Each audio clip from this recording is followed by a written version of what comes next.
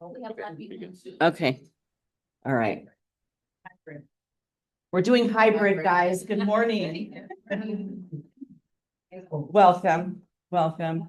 For those of you that do not know Gina, her and I go way back. She was managing and running another Remax. And so she has a lot of broker experience. She was a broker of record for EXP also for many years. I always feel like whenever we want to learn something in detail, I always want to learn from somebody that just, knows. She loves contracts for some reason, you guys. It's weird.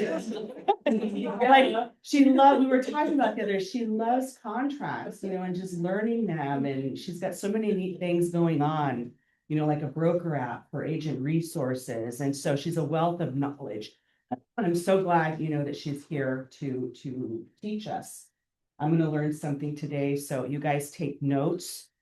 Like, this is so important to learn and to know contracts.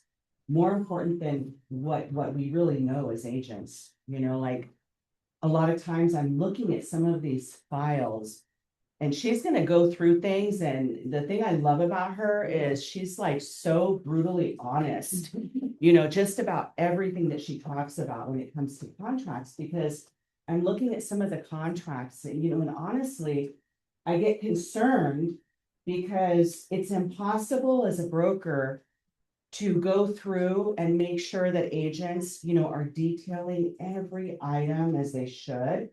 Like, there's a difference between DRE compliant and covering yourself as an agent and covering the broker.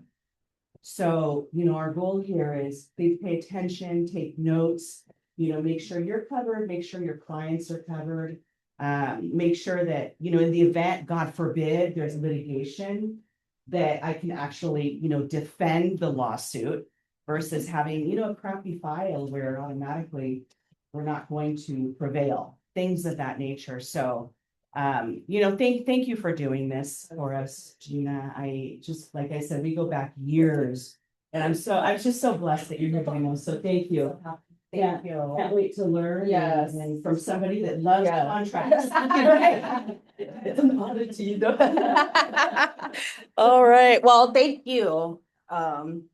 Jennifer, you guys, and I'm sure you already know this, but you have not only an amazing leader, but you have someone who deeply cares and is vested in your business, right? So she is a true champion in our industry. So you're very lucky to to have her. And so thank you also to Justin and Morgan, right? We've had fun putting this session together for you guys.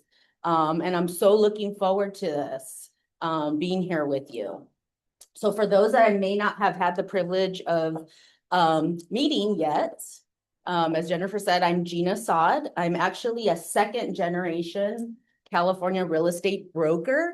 I've been in the real estate space over 30 years, having served in multiple areas, escrow, lending, but the majority of my career has been as a managing broker, overseeing, managing thousands of agents, thousands of transactions over the course of my career.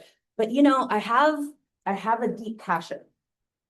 Even when I gather all those years of managing agents and overseeing transactions, my deep passion, almost a little bit of an obsession, is simplifying the complicated in our industry. Okay? Because let's be real. These contracts that we're given, right? And we have to use these in our day-to-day business. These are chaotic. I mean, I'll be the first to say that. Okay? When I started, the RPA was 5 pages. Anybody want to guess how many pages? Just the RPA, not the bundle, just the RPA. Just shout it out. 17. Yes, 17 pages. Okay. And it changes twice a year. In fact, we have an update coming out on June 16th. And what I did here, I'm going to kind of touch on what those changes are. Not too drastic, but there are some subtle changes to the RPA. So this December 2025 version, that will actually now change. Okay. That will now be the June 2026 version. And that's gonna happen on June 16th, okay? So why mastery? You know, I like to call this series RPA Mastery is what we're starting off. And we break this up into 4 sessions, and then we're gonna have fun even after that. Then we're gonna talk about the BRBC, the buyer broker agreement, and then we're gonna do the listing agreement, okay? Because those 3, RPA, BRBC, RLA, those are our core contracts, if you think about it, right?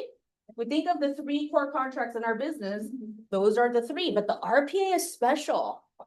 Okay, the RPA is special. That's why I love starting out with the RPA, because the BRBC and the RLA, those are service agreements.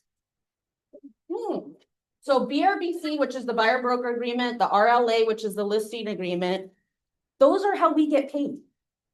Those are like Jennifer's hiring me to represent her as a buyer. That's a service agreement. Okay, Jennifer's hiring me to sell her house. Okay, that's a listing agreement. That's a service agreement.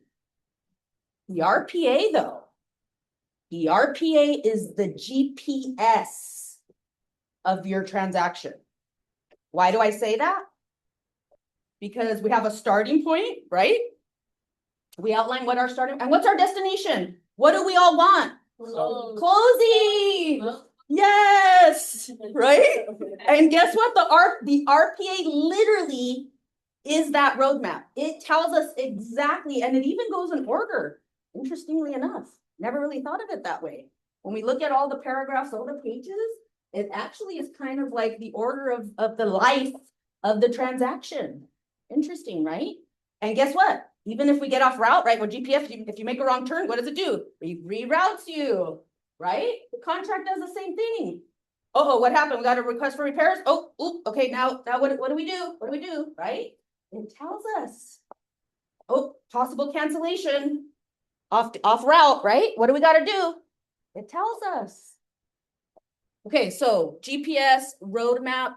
That's why I like starting with the RPA. And then why mastery, right? Why do we call this the RPA mastery series? That's why we have to break it up into 4 sessions, just for the RPA. Mastery today is more important than it's ever been. And I could say that, like Jennifer says, we're at the point, we could say the truth. The truth is, because of technology and artificial intelligence, consumers can now get generic information like that. They can even get the RPA. It's like AI can explain the RPA to them. So we're not here to get a superficial level of knowledge. We're here to get a deep understanding. That's what mastery is. Mastery is a deep understanding, not only of the information, but of the process. Because when something happens in the transaction and it gets off track, your clients are going to look at you, right? You are the expert. You are the licensee. You are the agent. Other words that I like to use, because we throw around agent, right? Like, oh, you're an agent, you're an agent, you're an agent. You know what you are? You are a representative. You are a fiduciary. Wow, think about that, right? A whole nother level. So mastery today, like I said, more important than ever to have that deep understanding. So because of our time today, we're going to get through session 1. It's going to be fast paced. Okay. So I want you to hold your questions for after. I'll definitely open it up for Q&A, but it's not going to be until the end, okay, of our session here. That's the way we get through such a complex contract, even in 4 sessions. Okay, so we're dealing with the RPA, okay? Literally, mastery is going section by section. Old school. Okay, that's how we did it back then. Back in our day, Jennifer will tell you there was no internet. Okay, we used to actually have to sit usually with the dining room table or living room with clients, have the contract And you used to have to buy them, believe it or not. You used to go to your local board of realtors. They don't even call them board of realtors anymore. They call them associations. You used to have to go and they would have like cubbies. Yes. Like this. And you were like, oh, I gotta go buy me an RPA today. I'm gonna write up an offer. And you'd walk into the store, they called it the store, and you would say, okay, here's a contract. Right? And it was carbon copies. Yeah. You guys remember carbon copies? Yeah. Okay, we used to have to. pages. Yeah. And you have to like tear out the carbon and leave that copy to your client. Okay, Yeah. so now let me tell you something. I have and which is funny because I even, like Jennifer said, I've gotten into AI already, as far as tools for agents, but I have a love-hate relationship. I gotta admit that with technology. You know why? Because as advanced that it has become, which is great. That's the part that I love. I love that we can get signatures, right, in seconds from a client. I love that. But you know what I don't love about it? It has taken away the need for that conversation that we have to have with our clients. This contract. Explanation. Do they understand what they're signing? Do they understand the process, the expectations? No wonder why, right? They get upset and then brokers like us have to take the calls because they're like, no one ever explained that to me. Well, yeah, because we're sending DocuSign. And if you do but don't get me wrong, I work with DocuSign, that's fine. But follow up with a phone conversation. Hey, when can we jump on a quick call, right? So I can go over the contract with you. That's it. And then you bullet point, right? And you highlight the main terms. Okay, so we're gonna start here. Again, it's the December 25 edition, but soon to be June 2026. Date prepared. Do you know that date prepared? That has nothing to do with when they're gonna sign the offer. That has nothing to do with acceptance. It's literally the date that you're typing the contract. And it's really only a reference point. What does that mean? That means because if you ever have to do a counteroffer or an addendum, it's gonna say, right, this is an addendum to the California Purchase Agreement dated. Okay, and it's that date, not the date that they sign, not the acceptance date. Literally, it's just a date for reference, okay? Make sure paragraph 1 is always complete, including assessor's parcel number. Let's not leave that out, right? When you're preparing an offer, how many of you, and it's okay, you don't have to answer, but get into the habit, have your profile, not the MLS sheet only, have a property profile pulled up, the tax data sheet when you're typing an offer, compare it. The APNs and the MLS are not always right. So I hope we're just not relying on that, right? Copying and pasting. Get your profile sheet. Make sure, assessor's parcel numbers, believe it or not, in disputes and litigation even, have been one of the determining factors in resolving disputes. Yeah, believe it or not, assessor's parcel numbers, because then we're able to exactly reference what parcel number was in question. Okay. Now, paragraph 2, agency. Oh, actually, right before, you see how I highlighted 1D? So important. Buyer and seller are referred to herein as the parties. Brokers and agents are not parties to this agreement. Let's be very clear. Okay? We are not parties to this agreement. This is between the buyer and the seller. We're here to facilitate, right, that process. But no, we are not parties. That's very important when we sometimes feel like we have to get too involved in certain, right, situations or make decisions. No, we don't do that. This is between the buyer and the seller. Now, we can guide, we can inform, right, but we're not parties to the agreement. Okay. Paragraph 2, agency. Make sure the confirmation paragraphs always filled out accurately, including license numbers. Okay.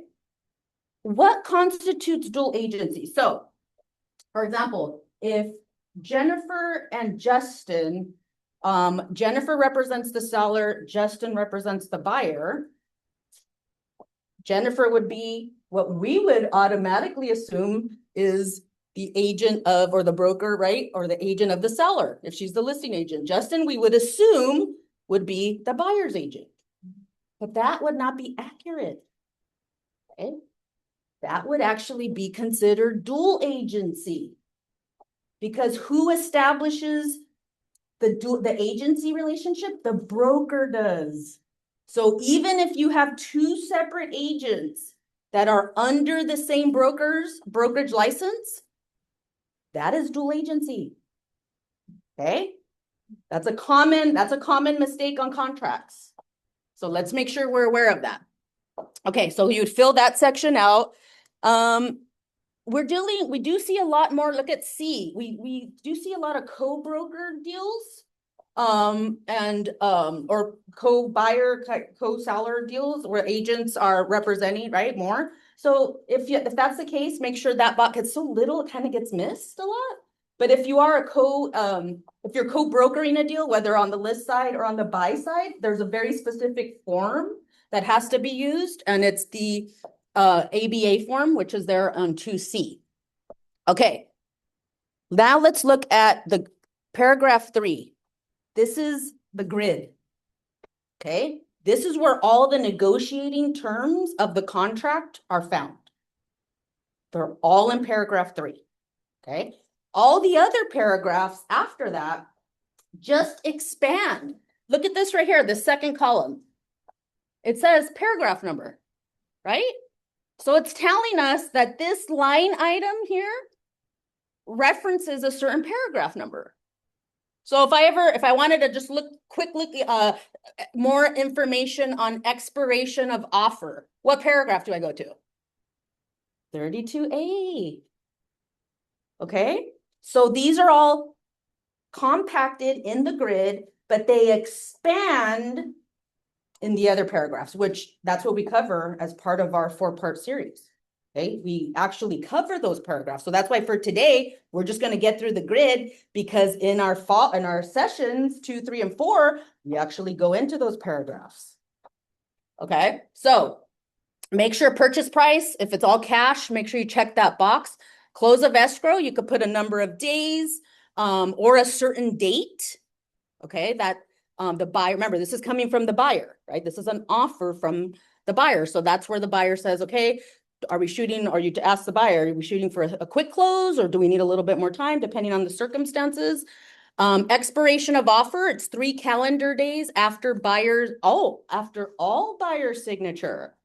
That's interesting. So what that means is if we have multiple buyers, maybe one signs today, one signs another day, the expiration actually the clock doesn't start ticking until the last signature of the buyer. Okay. And you can always modify that. You can shorten that. Really good tool if you have buyers that want to make multiple offers. You can prioritize. You could say, okay, on this property that you really love, we don't need to give them 3 days. We could say, hey, we want an answer by tomorrow. Right? Because if not, we're writing up more offers. We don't have to leave it at the 3 days. Right? You could say, no, we want to know by tomorrow, or else we need to move on. Okay. Initial deposit amount, you could put in a dollar amount. It's going to automatically show you in the form of a percentage what that looks like. And the deposit defaults to 3 business days after acceptance by wire transfer. The only time in the contract that you will ever see business days. Every other reference to days is calendar days. Okay, so the only exception is the EMD, business days. Okay, and that's again, you can modify that to, it's going to default to 3 days, and it's already by wire transfer. Okay, no longer are the days where like we used to, when we would go show properties, we would say, oh, and don't forget your checkbook.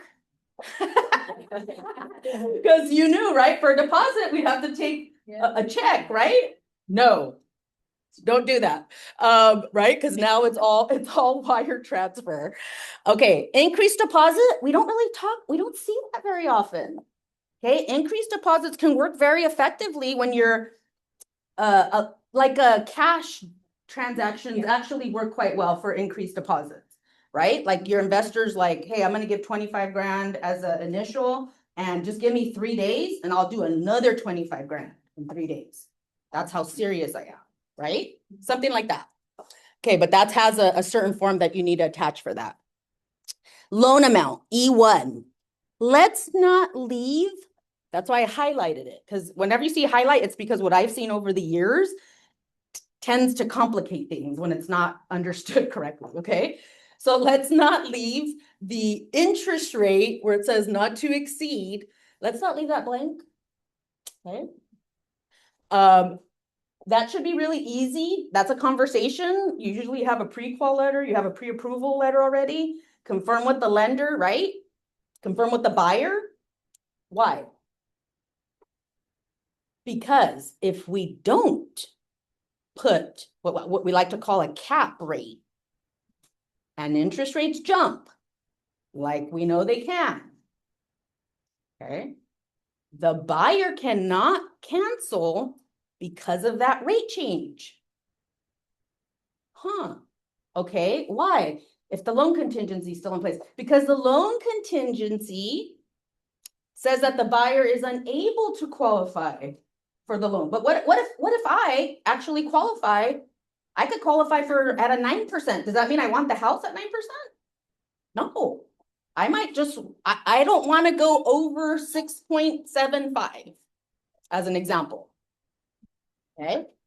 But when I put the rate, when I do cap it, then I can cancel based on the loan contingency. Interesting, right? Because why? Because when we get to that paragraph, what paragraph is it for loan amount? 5C1, right? When in our next session, when we get to talking about 5C1, we're going to see that it says all of these terms outlined on 3E1 have to be, right? The buyer has to, they're making it contingent upon this. So let's make it contingent upon the cap rate. Okay, if not, we can potentially run into issues. Now it defaults to conventional, so that's right. We got to pay attention to that, because if our buyer's not a conventional buyer, we need to make sure we're checking off the FHA, the VA, or the seller financing. That's change number 1 coming. If you see in red, anything I typed out in red, that means because it is a June 16th, whenever the forms come, it's either June 15th or June 16th, come out, that's going to be a change. So they're adding a little box that says SFA attached, which SFA is the seller financing addendum. Okay. Because what happened right now, they just says seller financing, but they never had a reference to the actual addendum needing to be attached. So that's what they're doing. Okay. Same thing with additional financed amount, seconds, right? So if the buyer is also going to get a secondary loan on the property, we want to make sure we put that here on E2. Same thing. We want to make sure that's all filled out. And then they're adding SFA attached as well to that box. Occupancy type, it's going to default to primary. But if this is a second property or an investment, we're going to want to check off those boxes. It's usually for financing purposes. And then it's going to total it all to the purchase price. Okay, it's going to show you your balance of down payment and then the purchase price. All right, now we go to 3G, seller payment to cover buyer expenses and costs. G1, seller credit to buyer. It's for closing costs. Okay, I don't know if you can see that right there. That's it. Okay, has nothing to do with a credit for the commission. That's addressed somewhere else. Just how much is the buyer asking the seller to credit for closing costs? Question is, can I put like a buy down rate there? You'll have some people say, sure, go ahead. Or they'll say, actually, you should probably do that in G2. Okay, G2, and there's no right or wrong on that. Okay, so G2 is an additional seller credit. They're rewording that, that's why it's in red, to other seller credits / payments listed out by, and it's going to say a dollar amount, and it's going to say 4. So it's going to be more specific, right? So you could say, we want another 5,000 for a buy down, for an interest rate buy down or point, whatever. So they thought it would be nice to just give, it's going to be like 3 lines now on G2. Okay. G3 now, is the buyer that we're working with going to pay us our commission? Or are we going to ask the seller to pay it? And when we do our buyer broker mastery, right down the road, we're going to talk more about that. But here's where the buyer and their offer can ask, right? Seller agrees to pay buyer's broker out of their transaction proceeds, either a percentage of the final purchase price and a dollar amount or a dollar amount. Okay. Does the seller have to agree to that? No. Maybe we might even get a counter offer, right? Like if we're putting this offer together and we're like, hey, seller, we would like for you to pay us whatever. I'm not going to tell you what to charge, but like, let's just say, for example, right? It's 2.5%, 3%, whatever it is, because you decide that. And that's all negotiable always. The seller could come back and say, yeah, no, I don't want to do 3, but I'll do 2. Okay. And that would be done on a counteroffer. Okay. Verification of sufficient funds, down payment, and loan application. All default to attach to the offer, which I would strongly recommend always attaching that to the offer. Your offer is not going to look very strong without that, right? Without your proof of funds to close, without your sufficient down payment. If it's all cash, here's the statement, right? Showing that. Here's my, oh, interesting. On the verification of loan application, it gives us some options here on the side. Pre-qualification, pre-approval, fully underwritten pre-approval. And it even lists it out like in what I would consider like the order of how strong it is. Okay. A pre-qualification is not as strong as a pre-approval. And neither one of those two are as strong as a fully underwritten pre-approval. Okay, so now it gives us, right, we can check off which box it is, but make sure those are attached to the offer. Okay, J is your final verification of condition. Remember, we get into all of these paragraph referenced. That's what we do down the road. So that's what we call, what is the final verification of condition? I know I don't say that. I don't say, oh, today I'm going to go do my final verification of condition. Final walkthrough. Okay, but we'll never see that. You know, there's certain words that we say, but they're never in the contract. Okay, like final walkthrough. Like what else? What's another? There's a couple, but there's one that's like so funny because it happens all the time. Anybody want to take a guess? Termite. You will never see the word termite in the contract. But don't we always say seller to pay for termite report? Okay. Now, it's not to say that's wrong because we know in our industry, right, what that means. But when I train, I say, let's use the words that are in the contract. A wood destroying pest report, pest control report. Those are both, right? And it's so simple, pest control report. That's a termite report, okay? So 5 days to do the final walkthrough. Assignment request, 17 days. We do see a lot of assignments, especially with the investors, right? Wholesalers. Okay, what does that mean? We'll talk about that later when we get to paragraph 23, but it's saying the buyer has 17 days to make that request to the seller if they're going to sign the contract. Now, Al is all about contingencies. What do we see a pattern here? If you like just look at that paragraph where it says time to remove contingencies and just go like look at it. I see the pattern of 17 days.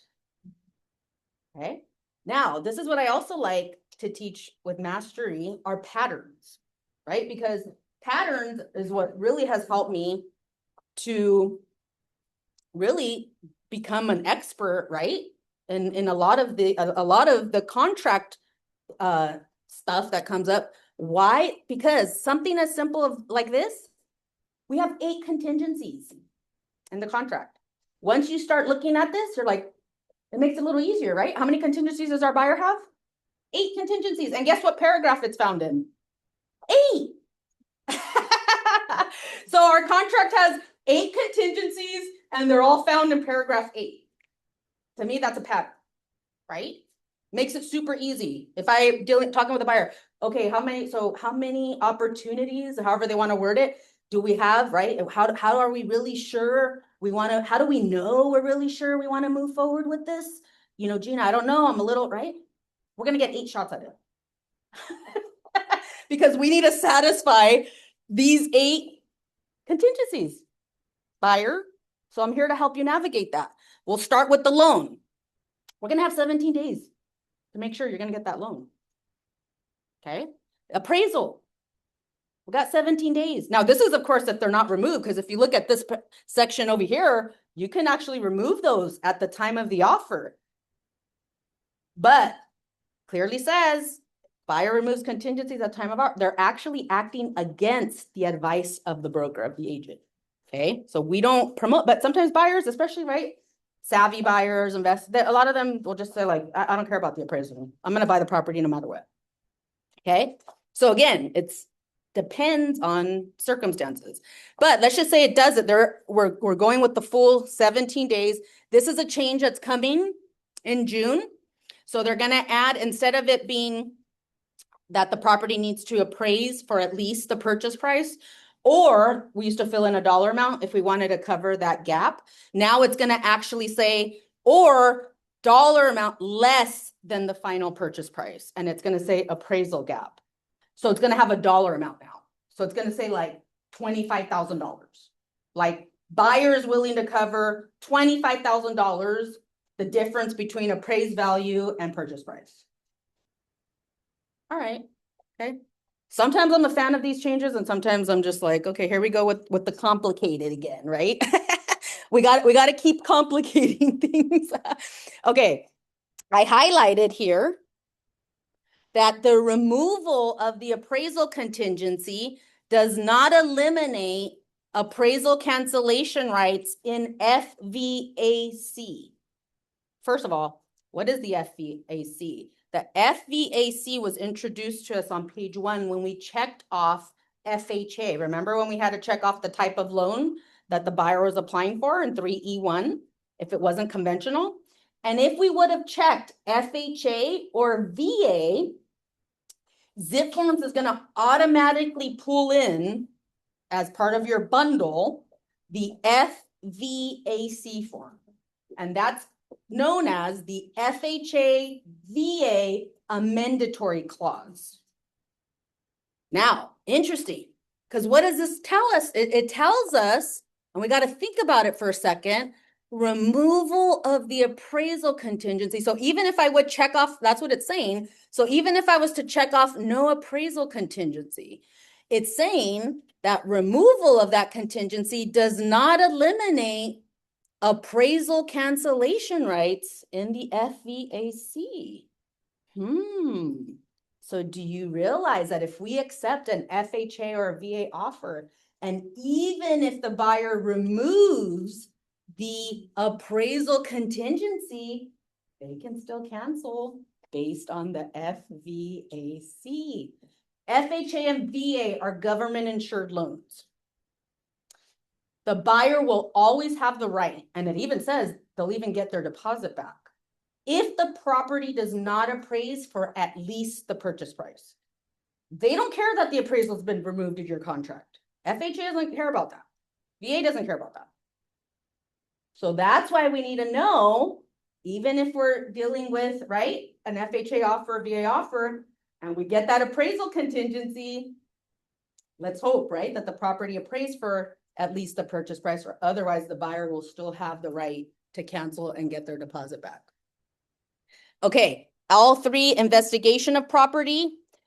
Interesting how it breaks up investigation of property and informational access to property, because those are very different.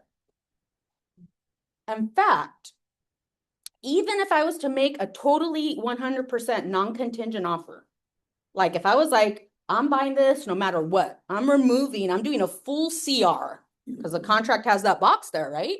You can attach a full CR if that's what the buyer wanted. They will always have informational access to property for 17 days.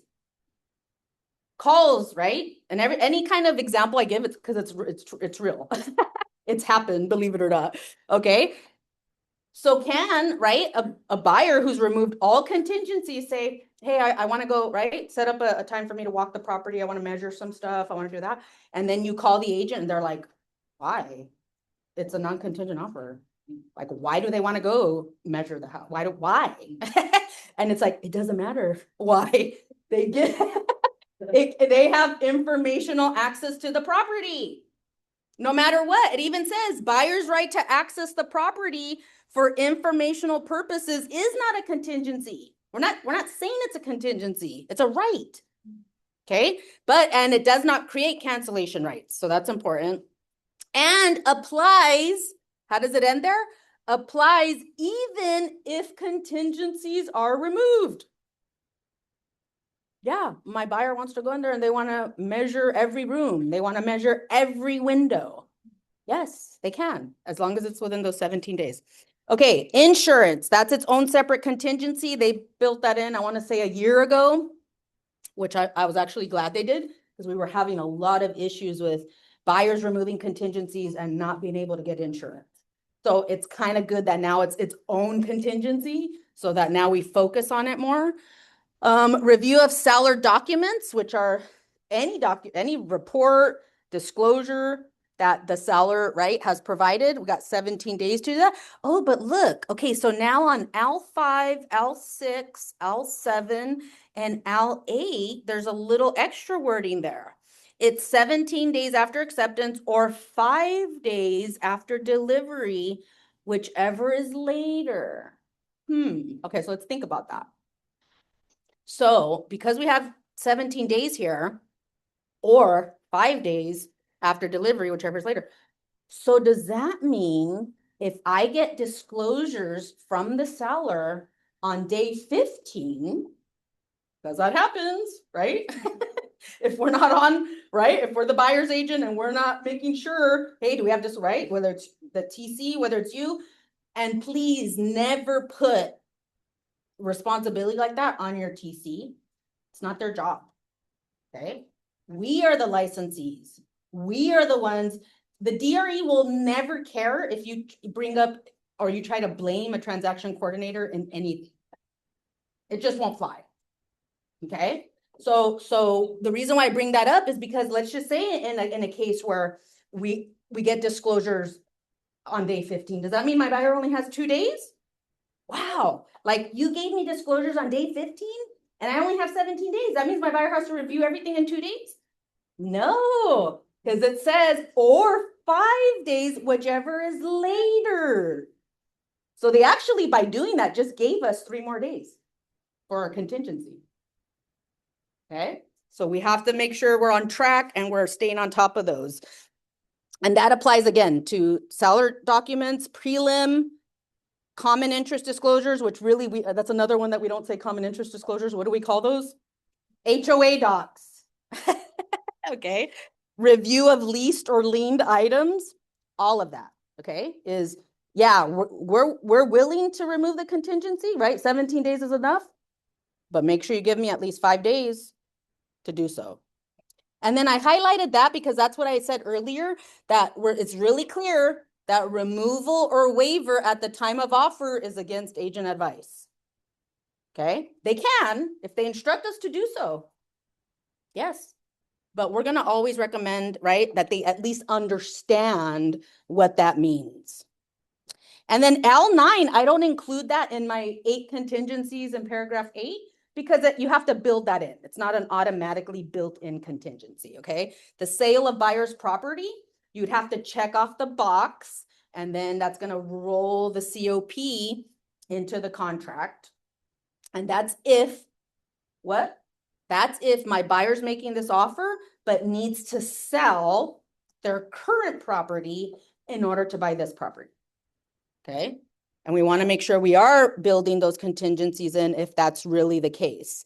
M is the time of possession, which is going to automatically default to upon notice of recordation or 6 p.m. They changed that also about a year or 2 ago. So what does that mean? Escrow is going to love this. Because literally it means upon notice of recordation. Like if I get the email confirmation, that's when I get the keys. Wow, that's kind of, I know that leaves a lot, right? That could be like any time of the day. But that's what it defaults to. And then seller occupied M2 is close of escrow date if check below. Those are going to be boxes if the seller's to remain in possession. So how does that actually read? That reads like this for your buyers. Buyer says, so when do I get possession of the property? Well, you get it upon the moment we get notice of recording on the close of escrow date. That's if we don't change or check off any of those other boxes. That's pretty much what we're saying. Okay. Now for M2 is seller to remain in possession, but be very careful with this. Okay. Because believe it or not, it makes a difference if it's 29 or fewer days or 30 or more. It depends because the form is going to change that you're going to use for that. So if the seller is going to remain in possession 29 or fewer days, you're going to use SIP, which is the seller in possession form. If you go 30 or more, it's the RLAS, which is a residential lease after sale. Okay, again, little technicalities that we need to know. M3 I highlighted because now, we were getting so many issues, so many disputes because sellers didn't consider, hey, I don't have a tenant. It's my brother-in-law that stays at the house and watches it. I don't even have a rental agreement with him. He just takes care of the house for me.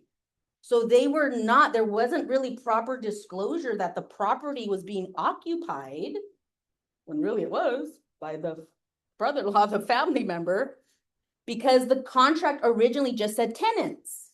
Okay, so sellers were like, well, he's not a tenant, right? Because they think like a tenant is someone you have like an agreement. So when these conversations were happening about possession, they were like, oh yeah, we're good. Everybody will be out, so now they changed and they said it's occupied units by tenants or anyone other than the seller. Okay. Your cousin, your brother-in-law, your Theo, your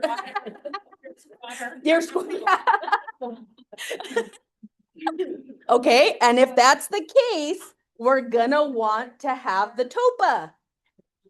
Okay, we're gonna want the tenant occupied property addendum. That way it's really clear, right, for the seller. Like, okay, I gotta start, right, these conversations with the relative. I gotta, right? It helps with that process. Okay, paragraph N, document fees and compliance. So now we rolled out of, now we're talking about delivery of either documents. The next page is going to talk about reports. Really quick, seller delivery of documents. We talked a little bit about that, right? But now it's saying how many days? Like, when should we expect to have that? 7 days. Okay. So make sure we're putting it in our phone. We're setting reminders. That's great if our TC's on it and does it too, but we don't rely on because it's not their responsibility. Okay. 7 days after acceptance, I want those seller disclosures. Sign and return escrow holder provisions, 5 days. Buyer, the moment we get escrow instructions, we got 5 days to sign them and send them back. Seller, the moment we get escrow instructions or escrow package, we have how many days to sign and send them back to escrow? 5. Okay, we're setting these expectations from the very beginning so that you're not at, oh, we're trying to fund and escrow's like, I don't have anything back from the seller. I don't have anything back from the buyer. And everyone's like scrambling around trying to get it all, right? Well, no, if we would have told them from the beginning, we got 5 days, right? Come on, 5 days, 5 days. Okay, time to pay fees for the docs. We got 3 days. So if we're telling our seller, hey, you have an HOA, escrow's going to want your money in how many days to order the docs? 3. Be ready, seller. Okay, we got to get that money to escrow because I need to order your HOA docs.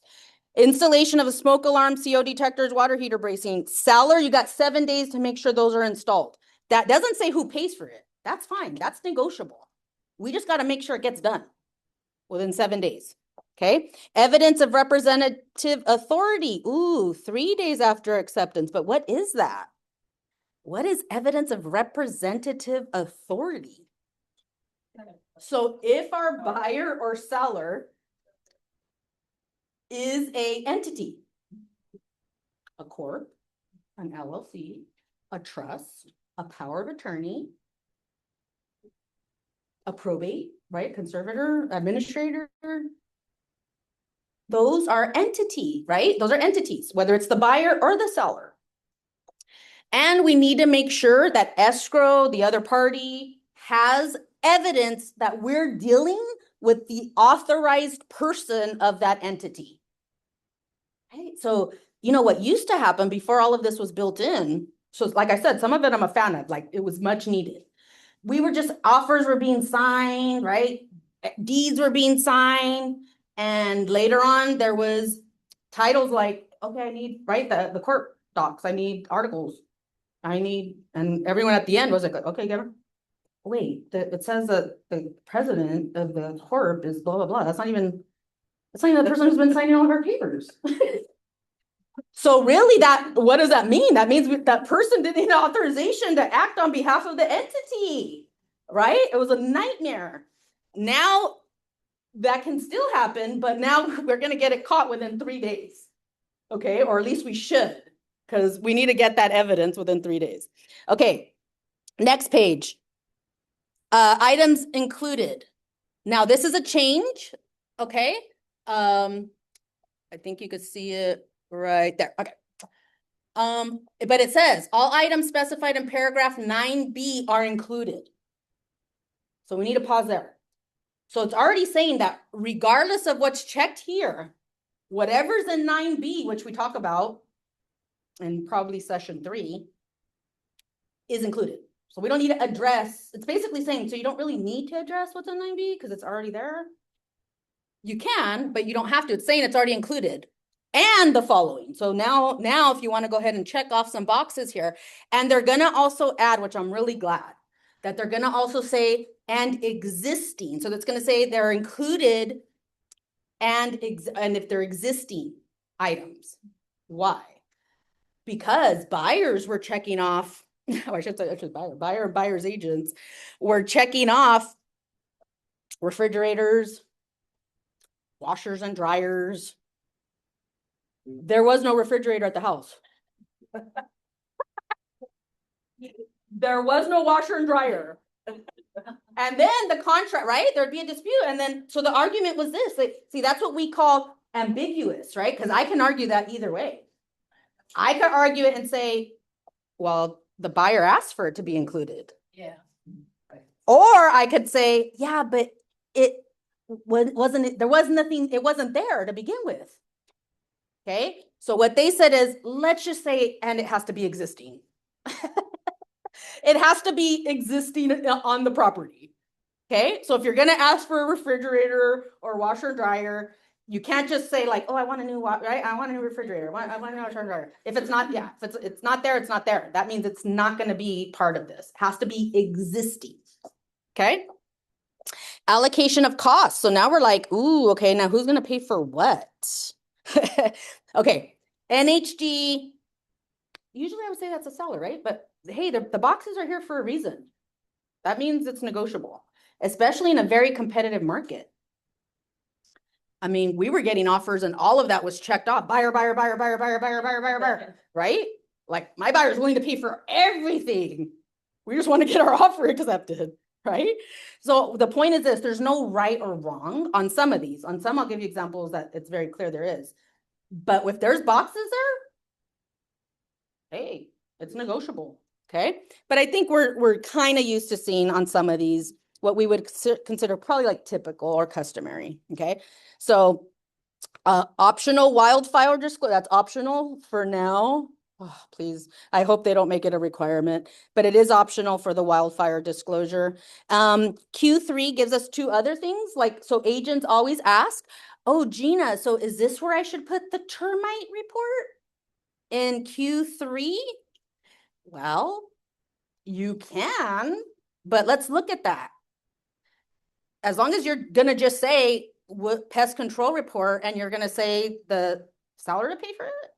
Okay. Yeah, you could say pest control report seller. Doesn't say anything else about what if there's infestation. It doesn't say anything about section 1. It doesn't say about a clearance. And they don't put those lines there on purpose. Because they're trying to tell us, we only want to know who's paying it for it, just the report. Anything else has to be handled somewhere else, and I'll show you where you can. Okay, Q4 is smoke alarms. Who's going to pay for those? Remember I told you that's negotiable. Q5 and Q6 always come up, but that's in a future session when we go over paragraph 10. That's what we call like pre-sale inspection, right? Reports, who's going to pay for the corrective actions, that's negotiable. Q7 is the escrow fee. Q8, owner's title, and these boxes are, again, right? Negotiable. You see a bunch of boxes, but look at Q9. Oh, that's different. Q9 is buyer's lender title insurance policy. Buyer. Unless otherwise agreed, buyer shall purchase any title insurance policy. Why? Because it insures the buyer's lender. So of course the buyer's going to pay for it, right? Seller's not going to pay for a loan policy that it's your loan, so the buyer's going to pay for it. Q10, county transfer tax, city transfer tax. Certain cities have transfer tax. Your title rep is a great source for that, right? If you just kind of want to kind of have a guide or something like, hey, I want to know, I want to start knowing. So I'm on top of it. What cities have transfer tax? Okay. Q12 is the HOA fee. Oh, here's, okay, Q12 and Q13. Here we go. Seller for Q12. Oh, okay. So seller, you are the responsible one to pay the HOA fees for preparing the disclosures. Buyer, you are responsible for the HOA certification fee. Why? Because guess who requires a HOA cert? The lender. So that's why, again, it's like, oh, seller's not going to pay for it, right? It's your loan. It's your lender who wants an HOA cert. So that's why the buyer pays for it.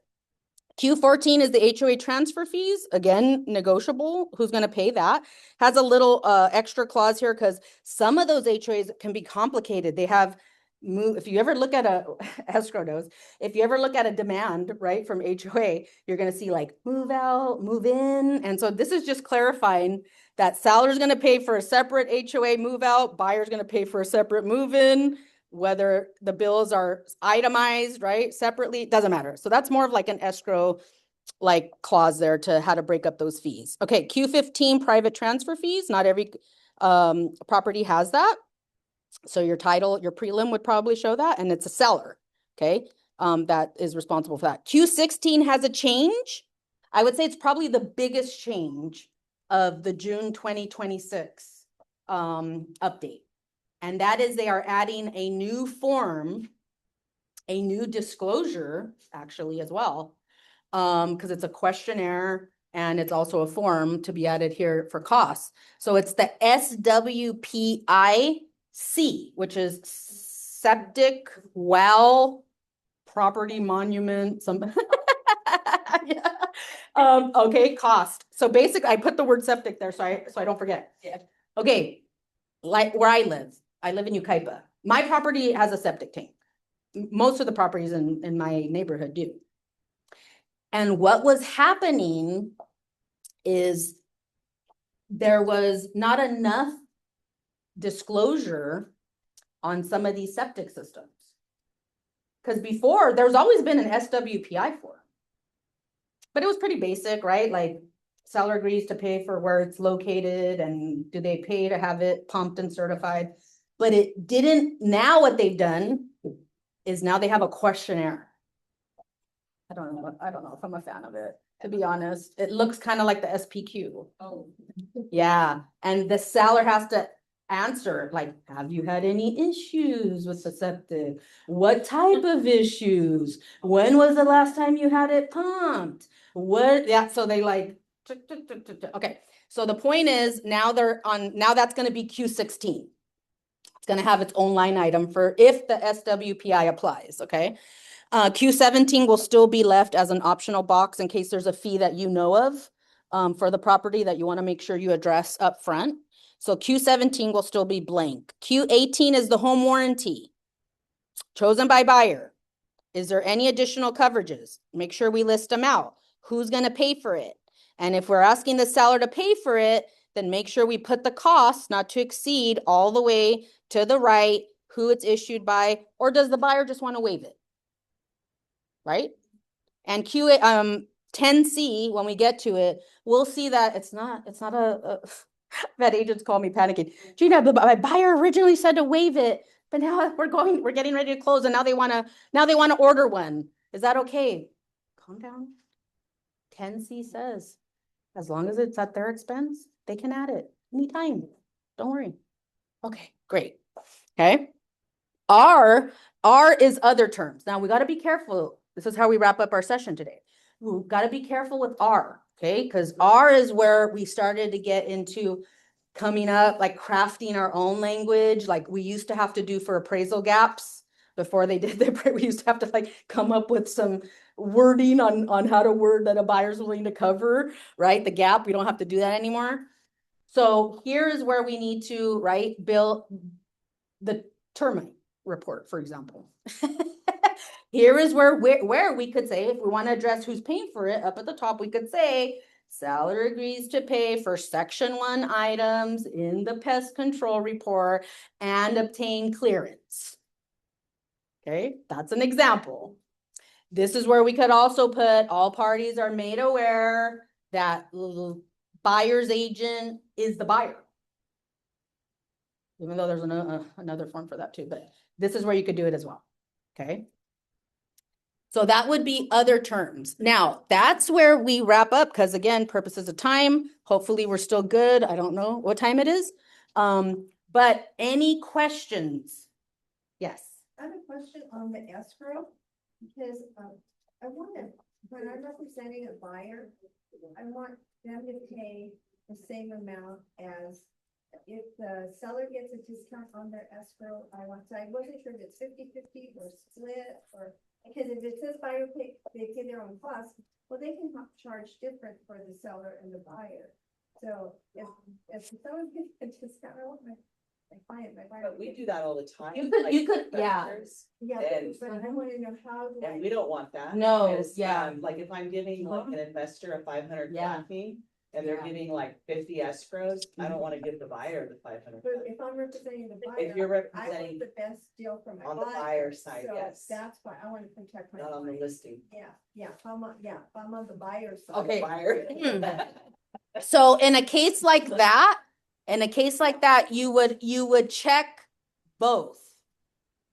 But I can tell you right now, that's already been an issue because escrows don't have to, right? Like, in other words, they could give a discount legitimately to a client as long as it's across the board, right? To not in certain situations, but this is the discount, right, for that client. There's actually some companies that don't charge a seller, right? And the buyer pays an escrow fee. So that's gonna be kind of tough. Okay. Yeah. What I usually do when I'm representing the buyer is put both, but 50, so that's. Yeah. You might get a counter offer back. I've never gotten it. Yeah, you might not, But because, Mine might. yeah, I put they have as representative buyer. Mhm. That's what I want to do. yeah, But if I'm on the listing, that's. yeah, and yeah, hey, look, you can ask, and then it's up to the listing agent or, right, the seller to either agree to it or not, or come back with another proposal. Yes. What about TCC? A lot of agents put, like right below the section where the homeowner is, they check, sometimes they check buyers pay TCP of $425. Sometimes they miss it, and they want, I'm a TC, they want me to invoice escrow, buyers paying TCP, but I don't believe. Yeah.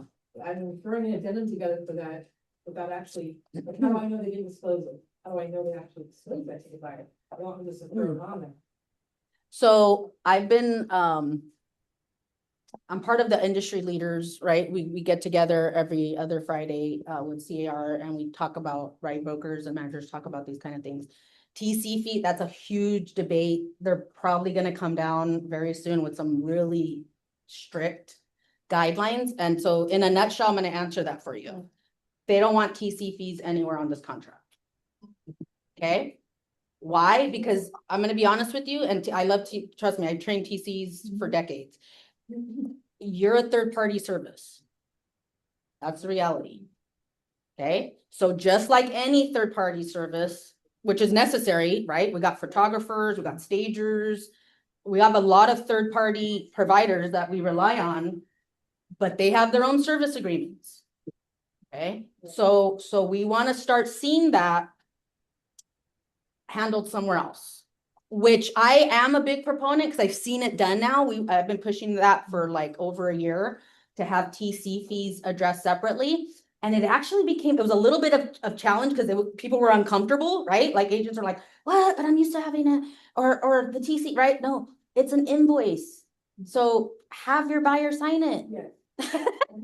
Like I've seen, and you probably have a really nice outline of your services, Right. right? That I would be happy as an agent that I use, right? If I use your services, I'll be happy when I sign my buyer broker agreement with my client. I'd say, look, just like I promote a stager or photographer, look, this transaction coordinator, she's the best. She's the one that's gonna make sure all of our paperwork's in order. I'm gonna be overseeing everything, but she's gonna, right, be on top of it. This is her fee, and she's well worth it. If you're in agreement, go ahead and initial or go ahead and sign it. That is now what you deliver to escrow, and escrow pays you directly. Yeah. Okay?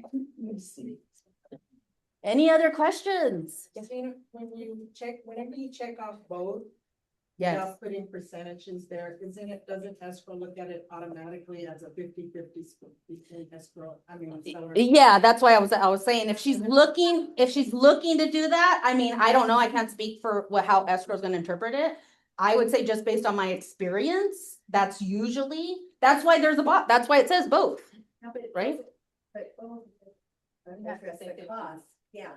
If you put both, they can charge whatever they want to either party. Well, that would be each to pay their own.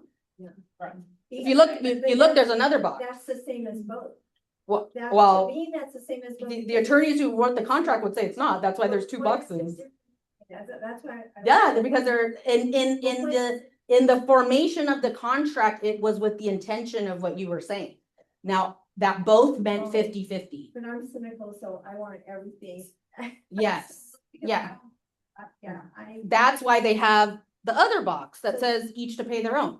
so both was supposed to. be Yes. 50-50. Yes. But now it just means whatever Yes. each fee Yeah, is. see, I. That, because again, I don't know how escrow is gonna interpret it, but I understand what your intention is. So if you wanna overstate it, just to be clear, I mean, there's nothing wrong with that. Yeah. Any other questions? Yeah. I'm sorry, I'll get. I just put also transaction in the NHD identify the property on a very high fire hazard. Anyway, I was able to get the certificate, everything was clear, but it's not mandatory, it's just like a disclosure to the buyer. Yes. Okay. So there is a separate form. That's why we're all encouraged to order NHDs. If you're a listing agent, it's actually part of the listing agreement. It's automatically checked off as a report that you order. And the reason why is because it's gonna tell us, right, if the property is in one of those zones, because it does change it. It brings in other disclosures like the FHDS form, which is the fire hardening defensible space, disclosure and addendum. Which if you look at the form, it's a nightmare, but again, I try to simplify the complicated. And so, yeah, what it sounds like is in that case, that as long as the seller completed that disclosure, right? And then it's also a questionnaire as well. And then it says who's gonna pay for, if there is a requirement, right? For like defensible space, who's gonna pay for all that? So it addresses a lot of those issues. So make sure that form was, hopefully it was used if you already closed, yeah. About the, optional wildfire disclosure, what should we do or not? I mean, what? They've literally said it's up to the buyer. If the buyer looks at that and says, ooh, there's an optional wildfire disclosure. Yeah, this house is located right, like where I'm at, right? Like up in the hill, yeah. I think I'm gonna want it. Okay, we can ask for it, right? We can ask. Mhm. So I have a question for you in the other terms. Yeah. When would you recommend to use that versus like an addendum? Because sometimes we use it to state other terms, but yet you have that. So I'm just trying to be clear Because, once it's there, right? Yeah. Where in addendum, you could. also- Yeah, so there's a couple factors. I would use this for very, not too complicated, some of these addendums. You need to draft a lot of Right. language, right? So I would base it on that, number one, that. So if Okay. it's something that's pretty simple enough to put here, versus an addendum, I mean, I've seen addendums that are a few pages, right? Long. So I would say that kind of base it on that, like what is it that you're trying to build into the contract? If it's simple enough where you could do it here, that's fine. It's completely fine. If not, then I don't want to get to, because that's in our next session. Yeah, we talk about that, Okay. addendums. Yeah, any other questions? Do we have any Zoom questions? Or we're good on Zoom? They're able to talk. Oh, okay. Anyone on Zoom want to unmute themselves? I think that they might be good. If not, remember, this is a series. This is session 1. But I hope you got a lot of value out of session 1. We still have 3 more sessions, and the next one, Justin, is in 2 weeks, right? It's in 2 weeks from today. Week for the next 3 months. Almost, yeah. Yeah, 3 months. The last session is August 12th. Yeah. Yeah, so remember, we're just focusing on RPA, but what's fun is after the first 4 sessions, then we get into the buyer broker agreement, and then we get into the listing agreement. The 3 core contracts, okay? It's been a pleasure. Remember, clarity is kindness, okay, in this business. That's a philosophy that I live by. Clarity is kindness. Take that with you with your clients. Now go out and make it a clear day.